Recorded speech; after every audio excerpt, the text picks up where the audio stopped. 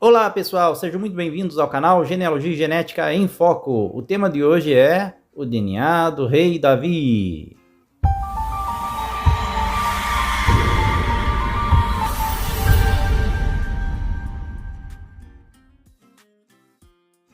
Mismole David, Hashem Roi Lotza, Beniodeshen Yabitsein. Uma canção de Davi. Hashem é o meu pastor, ele não faltará a mim. Em adequadas relvas me faz deitar. E desta forma, começamos hoje o tema de uma figura muito importante para a história de Israel, para a história do povo judeu e para a história da humanidade, Rei Davi. Neste vídeo, onde eu estou alcançando neste canal, que começou de forma simples, buscando trazer o conhecimento da genética e da genealogia. Faço esse tema em homenagem ao rei Davi e agradecimento a todos aqueles que estão me seguindo, que se inscreveram no canal e que estão participando de alguma forma na construção do canal Genealogia e Genética. Estamos aqui chegando a 1000 seguidores. Agradeço a todos por estarem aqui e hoje, como gratidão, vamos falar de uma figura gigante da história da humanidade. E que por isso faz parte da genealogia de muitas famílias. Há 3000 anos, a tradição diz que o profeta Samuel ungiu um humilde pastor chamado Davi, rei de Israel, um bravo guerreiro que poderia derrotar Golias e escrever salmos de amor. Davi conseguiu reunir as tribos judaicas em disputa em uma só nação e depois governou um reino que continua sendo o coração de Israel, o coração do nascimento da nação de Israel. Davi viveu entre 1040 a 970 anos antes da Era Comum, tendo tido ao menos uma filha e 22 filhos. Acumulou riqueza e poder, e riqueza o suficiente para que um de seus filhos, Salomão, pudesse construir o Templo de Jerusalém. Descendentes masculinos do rei Davi governaram Israel até que os babilônios conquistassem Jerusalém por volta do ano de 587 antes da Era Comum. Fato que levou à primeira diáspora. E os judeus se espalharam pelo mundo a partir desta conquista dos babilônios. Alguns conseguiram ficar na Palestina, outros fugiram para o Egito, mas os babilônios levaram a maioria dos príncipes de linhagem davídica para a Babilônia. Então, lá na Mesopotâmia, a linha do rei Davi continuou. Príncipes da casa de Davi foram nomeados por líderes religiosos para governar a comunidade judaica. Essa pessoa foi chamada de Rosh Hagolam, que se traduz como chefe do exílio, ou simplesmente exilarca. Repleto de lutas políticas nos bastidores, a posição sobreviveu às conquistas árabes de Bagdá, mas chegou ao fim quando o último exilarca, Ezequias, foi preso e torturado até a morte em 1040 da Era Comum. Descendentes dos exilarcas e de outros Nassiim espalharam-se pela Mesopotâmia, Levante, Egito, bacia do Mediterrâneo, em busca de novas terras para praticar sua fé. Alguns ficaram na Espanha, Portugal, Itália, e lá migraram para outras partes da Europa. como outros judeus, seguiram caminhos variados para a modernidade, separando-se em Ashkenazim, Sefardi, Mizraim e outros grupos. Algumas famílias, especialmente as rabínicas, mantinham um registro cuidadoso de sua linhagem davídica. A tradição da descendência real de geração em geração, ou seja, a genealogia. Porém, após séculos de perseguições, a maioria das linhagens que levam ao rei Davi se perdeu e os descendentes, consequentemente, perderam a noção de que tem alguma ancestralidade relacionada diretamente ao rei Davi. Então, dentro dessa perspectiva da possibilidade de uma ancestralidade da casa de Davi, hoje eu vou apresentar para vocês os caminhos, tanto do ponto de vista histórico quanto do ponto de vista genético, que tem sido desbravado pelos estudiosos e pelos pesquisadores em geral, que tentam resgatar as origens das famílias que descendem do rei Davi, tentando também chegar a um consenso, chegar à determinação de qual é a linhagem do rei Davi do ponto de vista genético, de linhagem patrilinear, ou seja, aquela do Y-DNA, que segue em linha reta em milhares de centenas de anos, conforme eu já apresentei aqui em outros vídeos sobre este tema de haplogrupo paterno, Y-DNA e como ele se transmite em centenas de milhares de anos. Hoje nós vamos falar, então, estamos tratando sobre a linhagem do rei Davi, tanto do ponto de vista genético quanto genealógico. Apesar de muitas famílias terem perdido a sua origem com relação à linhagem davídica, dado o que foi exposto aqui, as perseguições que fez com que perdessem, algumas famílias, principalmente as que têm origem rabínica, conseguem comprovar hoje ainda a sua origem a partir da tradição oral e também da sua extensa genealogia. Isso ocorre tanto nos grupos Ashkenazi, Sefardi e outros grupos judaicos. Bom, vamos falar aqui sobre a ancestralidade do rei Davi a partir de famílias, então, Ashkenazi, Sefardi e de outros grupos judaicos. Com relação às famílias judaicas Ashkenazi que têm ancestralidade na casa de Davi, muitas vezes elas estão relacionadas através de casamentos e com árvores genealógicas entrelaçadas que levam a linhagens de grandes rabinos do século XVIII e XIX, como Baal Shem Tov, Rebbe Nachman, ou também a figuras mais longínquas na história, rabinos, lá pelo século XVI ou anterior, como é o caso de Shlomo Luria e Judá Loel ben Bazalel. Entre os contemporâneos desses dois últimos, podemos destacar aqui os rabinos Abraham Sênior e Isaac Abravanel, que também descendiam de linhagem do rei Davi. Na atualidade, como vocês sabem, qualquer pessoa pode estudar sua genealogia.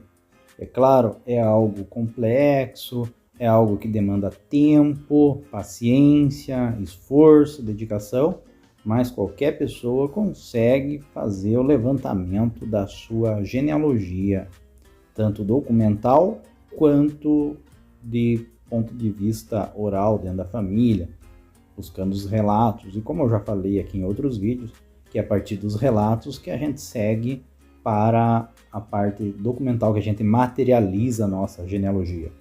Porém, no passado, isso era exclusivo de estudiosos do tema e de rabinos que se dedicavam, então, a traçar a sua linhagem.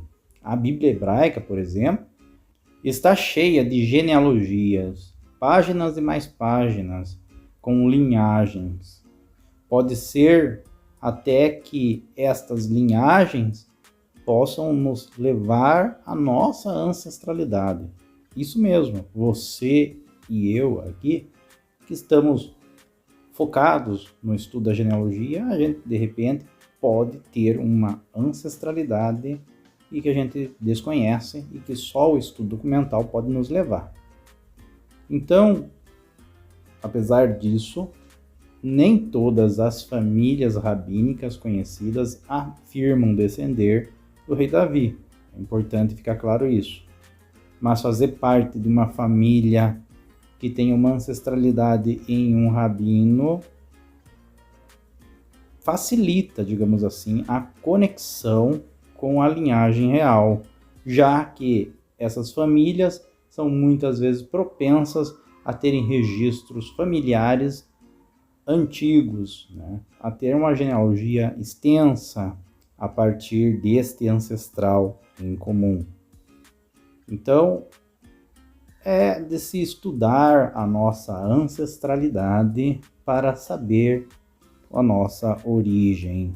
Agora, com relação às famílias sefardi, que geralmente traçam sua linhagem até o rei Davi, isso se dá através dos exilarcas, ou seja, as famílias sefardi que têm origem no rei Davi, todas estão relacionadas, ou pelo menos a maioria delas, estão relacionadas a alguma figura, algum exilarca que chegou à região da Península Ibérica lá no período em que florescia a cultura judaica na Península Ibérica, antes do processo da Inquisição, é claro. Por exemplo, os descendentes do rabino Ibn Yahya e dos rabinos Isaac Abravanel e Abraham Sênior. Também podemos citar uma linhagem do rei Davi presente no Oriente Médio. Por exemplo, na Síria, existe também uma linhagem que descende do rei Davi, que são os descendentes do ramo de Josia Hassan ben Zakkai, irmão do exilarca Davi ben Zakkai. Um de seus descendentes se estabeleceu em Alepo e sua família ocupou a posição de Nassi, o título da casa de Davi. E agora, pensando nestas linhagens que nós tratamos aqui de forma breve, porém trazendo então as suas figuras históricas respectivas, na sua ligação à casa de Davi, seria muito interessante se pudéssemos encontrar então o DNA compartilhado entre os descendentes da casa de Davi e que levassem ao DNA de Davi por linha patrilinear. Isso seria possível, tendo em vista ele ter tido ao menos 22 filhos homens. Seria possível realizar a pesquisa por linhagem patrilinear do YDNA do rei Davi. Logo, existe já iniciativas e trabalhos científicos como este que eu vou apresentar para vocês aqui, que tratam exatamente de algumas linhagens da casa de Davi e que descreve uma ancestralidade pelo DNA. Acontece que muitas das famílias não descendem só por linha patrilinear, mas acaba descendendo por outras linhas. E que nesse caso, evidentemente, não vamos receber o YDNA dessas linhagens. Mas recebemos a ancestralidade, pois na linha desse ancestral, apesar de não ser a nossa linha patrilinear reta, ela tem também tem ligação conosco, nos passa alguma origem através da nossa documentação e que segue até esse ancestral.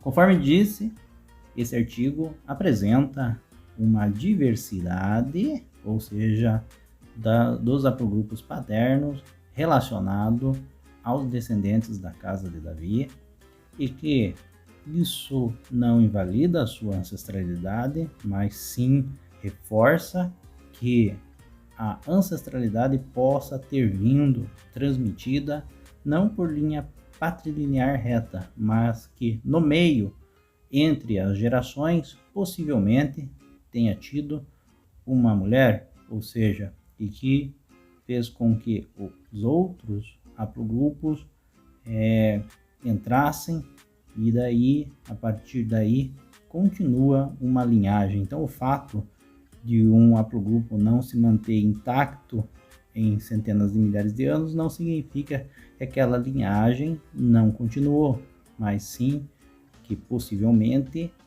aquela linhagem teve como fundadora em um outro momento uma mulher, ou seja, e daí não transmite o Y-DNA, como vocês já sabem. Acredito que todos aqui já estão bem cientes sobre Y-DNA, qual é a transmissão do Y-DNA de pai para filho, centenas de milhares de anos, de linha ininterrupta, ou seja, não pode ser quebrada a linha entre pai e filho.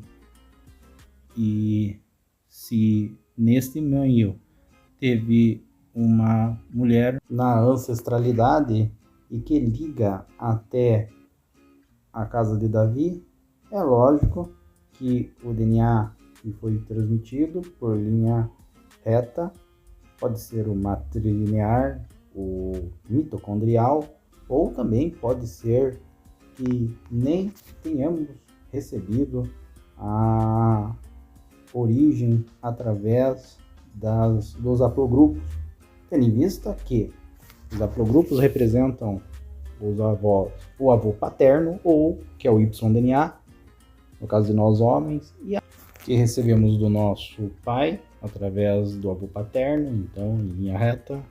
E no caso de nossa mãe, nós recebemos o DNA mitocondrial, tanto nós homens quanto as mulheres recebem o DNA mitocondrial.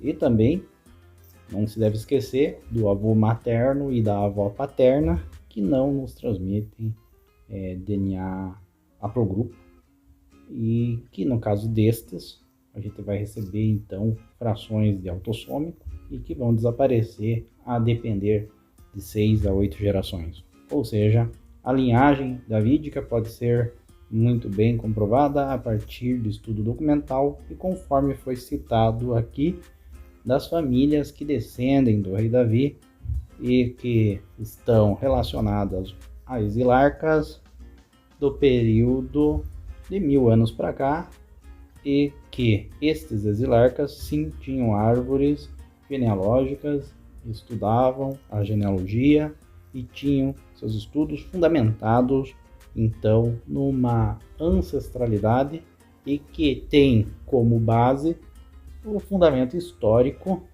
da levada, ou seja, dos príncipes de Israel, de Jerusalém, descendentes do rei Davi, que foram levados para Babilônia no período da invasão dos babilônicos. Hoje sabemos então, a partir de tudo que foi relatado aqui, que existem judeus e não-judeus descendentes da casa de Davi. Entre os não-judeus, uma hipótese de uma ancestralidade na casa de Davi é em relação aos reis de Portugal.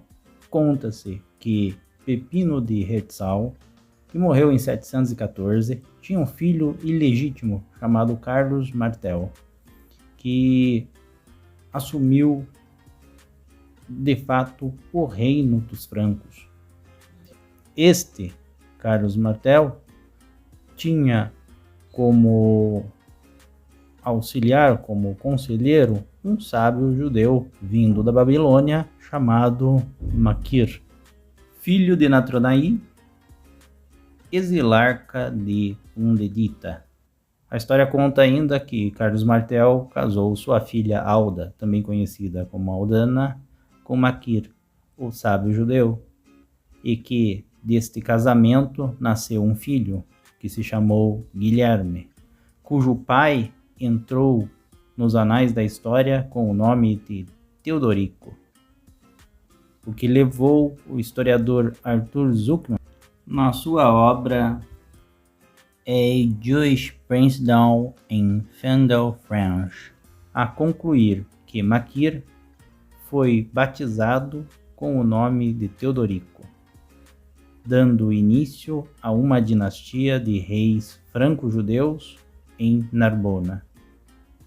Este fato representaria, então, uma aliança, ou seja, o início de uma dinastia franco-judaica em Narbona, e isso levaria, então, à ligação da linhagem exilarca de Pundedita com os carolíngios, descendentes de Carlos Martel. Este filho, conhecido como Guilherme de Gelone, ou da Aquitânia, e posteriormente como Conde de Toulouse ou Guilherme de Orange. Deste Guilherme descendem os reis de Portugal, com exceção da dinastia filipina. Coincidentemente ou não, o Rabino Mor de Portugal, Yahia ben Yahia, colaborador de Dom Afonso Henriques nas suas conquistas, também era descendente do rei Davi. Portanto, se aceitarmos a genealogia baseada na tradição da família e neste relato, o primeiro rei de Portugal, Dom Afonso Henrique, seria também descendente do rei Davi. Achou interessante o tema e gostaria de continuar aprofundando nas leituras relacionadas à genealogia do rei Davi? Então, leia os artigos e as fontes que deixarei aqui na descrição. E agora levanto um questionamento. Será que você, que está me ouvindo aí, não é também um descendente do rei Davi? E se você gostou desse vídeo, curta, compartilhe e se inscreva no canal. Eu agradeço a atenção de vocês e até a próxima!